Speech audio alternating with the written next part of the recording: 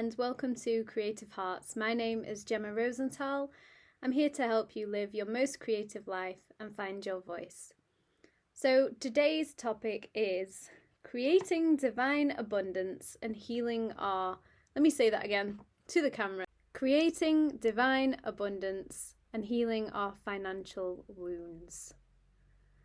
I think we need a little bit of a breather for this one. So just wherever you are, put your hands on your lap, connect to the earth, and take a deep breath. And let it go. All right. Are you ready for this one? Okay, so I have some cards to help us out. We have the Divine Abundance card by Tosha Silver.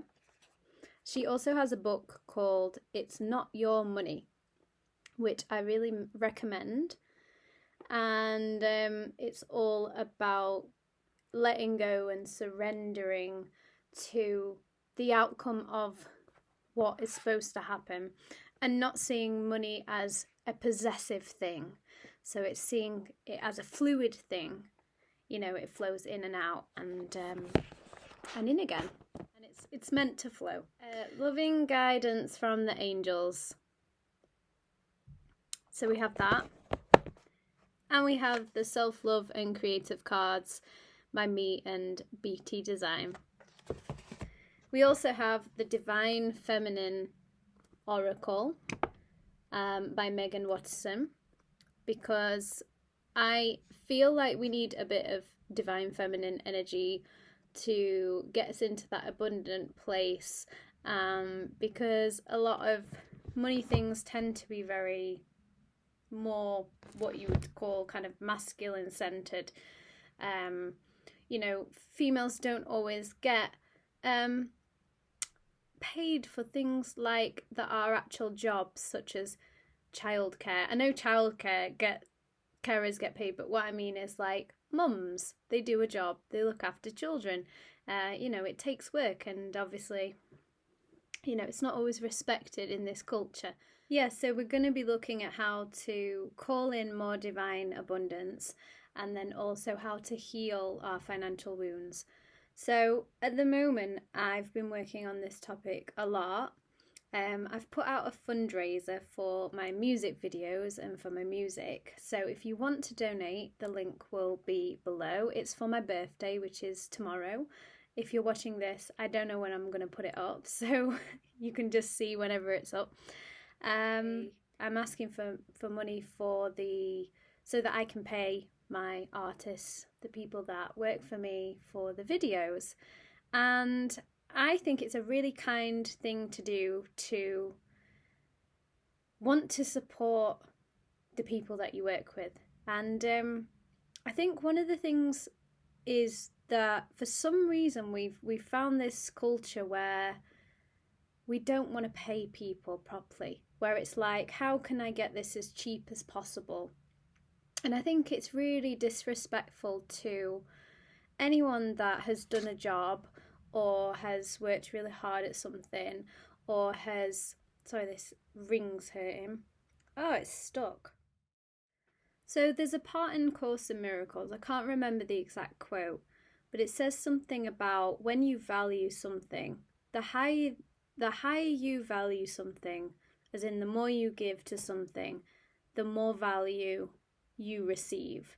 So it's almost like, if we try and get something for cheaper, we're actually devaluing it for ourselves. So it's like we're doing ourselves a disservice, because if we're not putting a high value on it, we're actually not valuing ourselves. As in, if we are having that thing, if we're trying to get a discount on something, but we're not valuing that thing, we're not valuing the person that's made it, we actually devalue whatever it is by giving less. Now, this doesn't seem to make sense, because it's like, well, it is the value it is, isn't it? And then if we ask for a discount, it means we're getting it cheaper, so we win. It doesn't work like that, because material things have no value. This ring that I just pulled off, I don't know how much it was a cheap ring, but because I can't afford expensive rings right now, I was just a little bit sad then that I've never had an expensive ring. Anyway, doesn't matter. What I'm saying is that this ring could be, all right, let's say this one as well. Let's say this ring is worth £100,000. It's not, but let's say it is, right? And this one is worth, this one is worth £10. We think that's like absolute, right? That's what it is. That's £10. That's £100,000.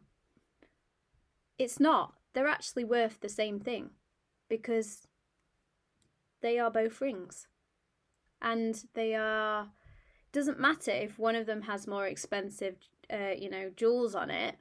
At the end of the day, they're all going to disappear because back to the nothingness that they were.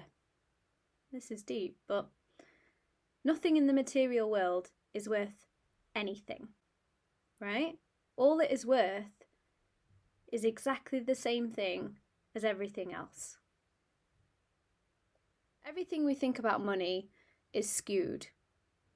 It's a skewed perception. Everything we think about value is skewed. Now, if I say that these rings are worth, if I then make this ring worth £100,000 and I give it to the maker who made the ring, imagine how happy that person would feel that they've made this really cheap ring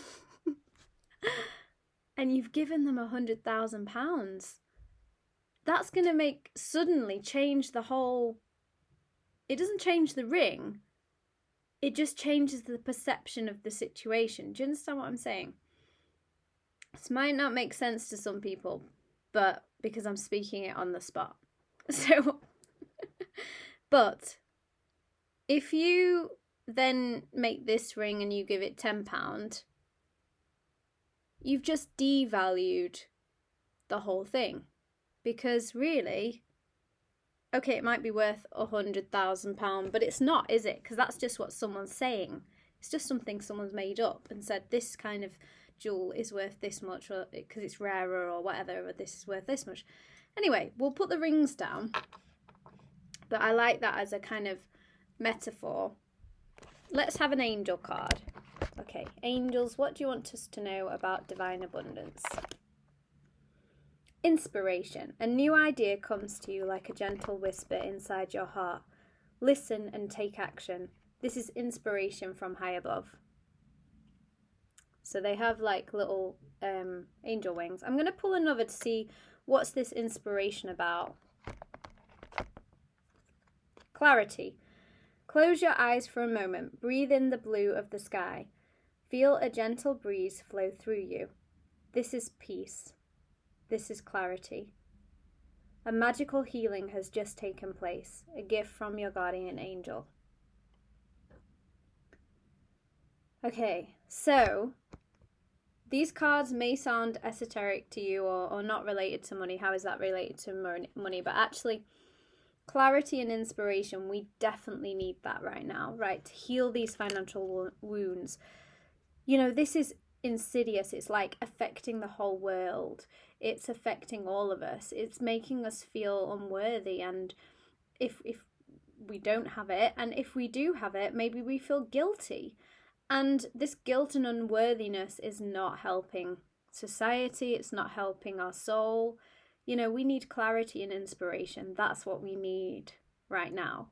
So clarity and inspiration might be like, wow, I need to use my money to help other people, or I need to find ways to offer my services so that I can receive money. So it's these things, it's clarity around it. Maybe it's something about letting go of old perceptions, of old grievances. You know, it might be just clarity around how to think about it. Right, so I'm feeling the divine feminine. So let's see which goddess is with us today. Okay. The goddess of discernment. Wow. Freyja. I spend my time wisely. I only say yes when it's a holy yes. So what this means in terms of divine abundance is that we need to be using our time wisely. And this applies to money. We need to be spending our money wisely. We need to be receiving money wisely. We need to have discernment over what is good for us and what is not good for us. So we can't just pretend anymore. We can't just think this doesn't matter. It matters. I don't know where this is. I'm trying to read it out. Okay, 198.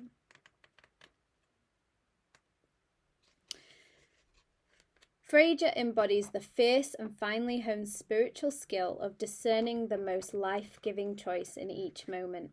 In Norse mythology, Freyja was one of the most powerful and important deities.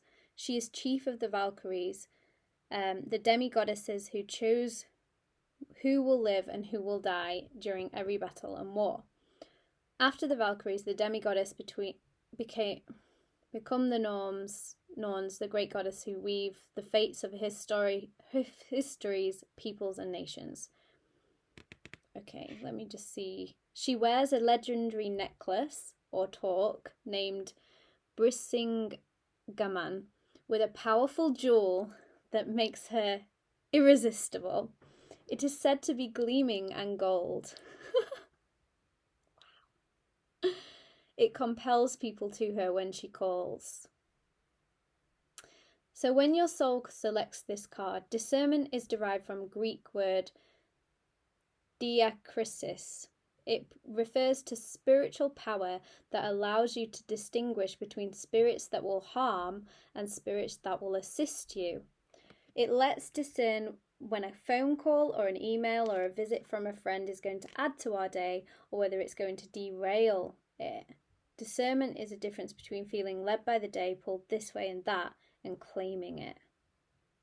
Every second is significant.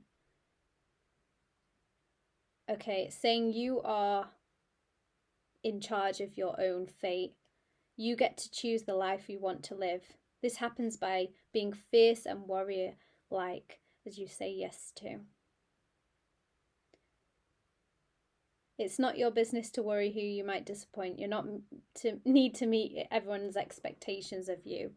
You were made to express the truth of who you are and to use the brief time you have to live out your potential. Your only obligation is to the voice of your own soul. Freyja wants you to realize the gleaming gold that you are and act accordingly. She wants you to unapologetically choose the life you actually want to be living right now.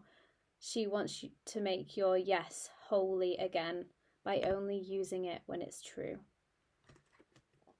It's amazing. You are the gold. That's the message. You are the gold. It's inside of you. It's amazing. Okay, let's go with divine abundance. So, what's making it difficult for some people right now to have abundance? Why is it that I'm asking the cards this question. What can we do to... I'm trying to get the question right. So, my question is, why is it that some people have more and some people have less, and it doesn't seem fair, and people aren't being paid properly for their jobs? And how can we change this? How can we make a fairer society? How can we make a fairer society? Okay, 2 has come out. Freedom. I no longer want this fiery ring of resentment to block the good. Release me from its bonds. See, is a bird coming out. So this is representing that we've all been in an illusion and a trap of lack and lack of freedom, where money has been like this chain around, like I see it like a cord around the neck, like it's stopping us from being our true self, like who we really are. I don't want to frighten anyone with any of the words I'm using, but this is just what I'm seeing. It's like it's made us feel that we're not worthy, that we don't exist. I don't know why I said that, but I'm just looking at Gabrielle Bernstein has signed something and it's on my wall and it says, "Trust that the universe has your back." So this is us escaping this bondage. We're now going to fly into abundance. This is what we're going to do. And we're going to do it together as well. It's not about an individual abundance. Abundance doesn't exist individually. It doesn't make sense. You can either have abundance for all or abundance for no one. Because if one person is not safe, is not fed, is not well, how can we have abundance? And this is the question, isn't it? Then how is abundance possible if there's one being, doesn't even have to be a person, could be an animal, who is not safe, who is not cared for? And this is where you really have to get past the physical world where, you know, can it be true that we are loved and that there is a divine intervention and abundance happening? You know, can it be for all? Many of the most evolved beings on earth are regular folk living with joy, dignity, and courage. Okay, so what this is saying is that we have this idea that abundance is this big thing in a mansion and all the lovely clothes and everything you could ever want, and that's not true. Divine abundance is this: grounded people living, regular folks living with joy, dignity, and courage. It's you and me, it's people, it's us, when we're doing our best. If we're not doing our best, then, you know, that's not it. But when we're doing our best, when we're actually living from truth, from freedom, this is the skies and this is the earth.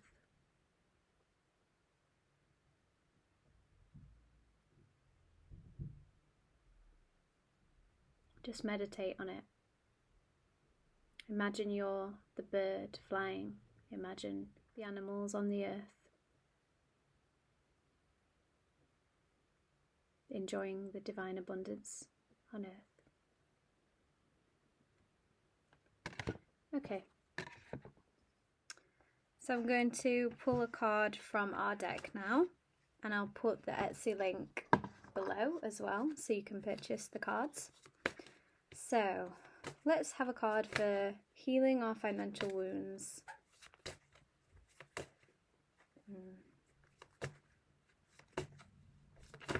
It's taking a while.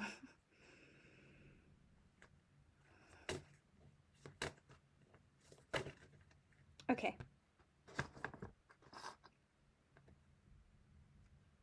You are loved.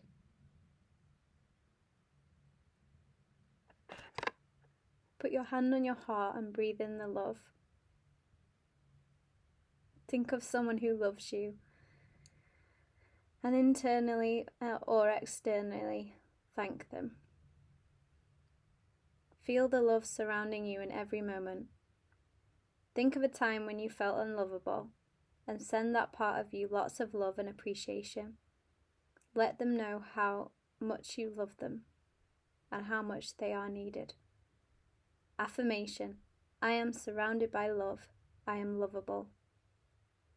Imagine the colour pink in your heart and expanding out and around you.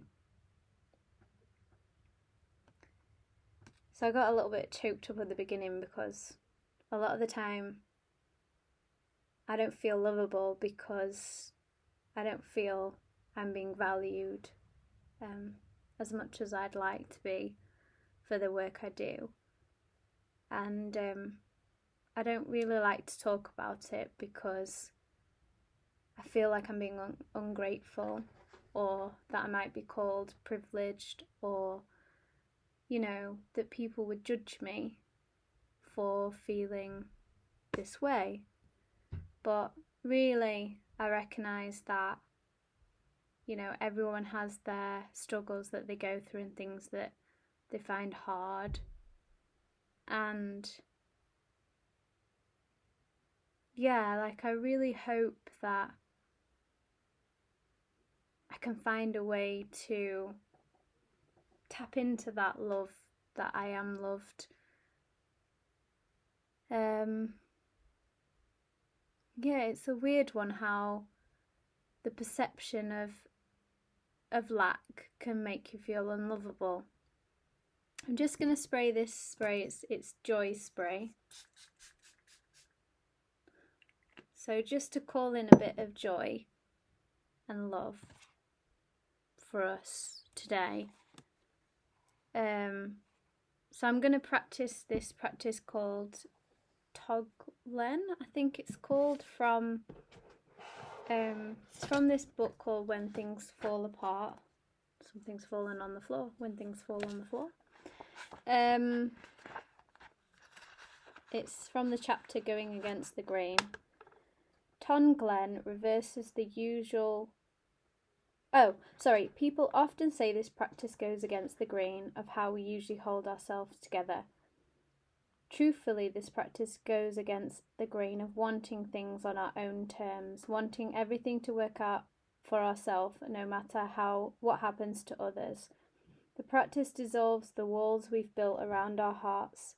It dissolves the layers of self-protection we try so hard to create. In Buddhist language, one would say it dissolves the fixation and clinging of the ego. Tonglen reverses the usual logic of avoiding suffering and seeking pleasure. In the process, we become liberated from very ancient practice of selfishness. We begin to feel love for both ourselves and others. We begin to take care of ourselves and others. Tonglen awakens our compassion and introduces a far bigger view of reality. It introduces us to the unlimited spaciousness of Shungata. By doing the practice, we connect with the open dimension of our being. At first, this allows us to experience things as not such a big deal and not so solid. Tonglen can be done for those who are ill, those who are dying or have died, who are in pain of any kind. The practice is that you take something that you're going through, and you remember that there's lots and lots of other people that are probably going through similar, if not the same thing. And you expand your consciousness to include those people in your meditation. So rather than just feeling sorry for yourself, you recognize that, wow, there's other people going through this as well. And can I have compassion?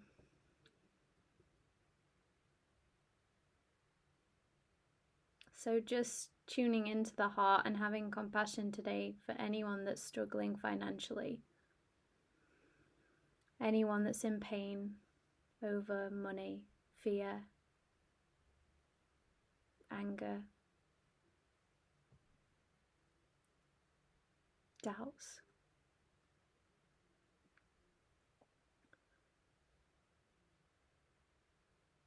And we pray for their happiness and their freedom and their abundance. And that's how you give up being selfish and only thinking of your own abundance, because we can't be abundant alone. We have to share it. Okay, I'm going to end it here. If you'd like to donate to the artists who I work with for my music videos. The link is below. Thank you so much to everyone that's donated so far, and your money will go towards helping more artists in the community, and you'll get some great music and dancing to enjoy. So thank you. I hope you've enjoyed this video and you've got something out of it. If you'd like to work with me one-on-one to find your divine abundance, frequency, and shine your talents and gifts out to the world, then drop me a message and we'll have a chat. And check out my other videos. I talk about finding your community, finding your voice. And yeah, thank you so much.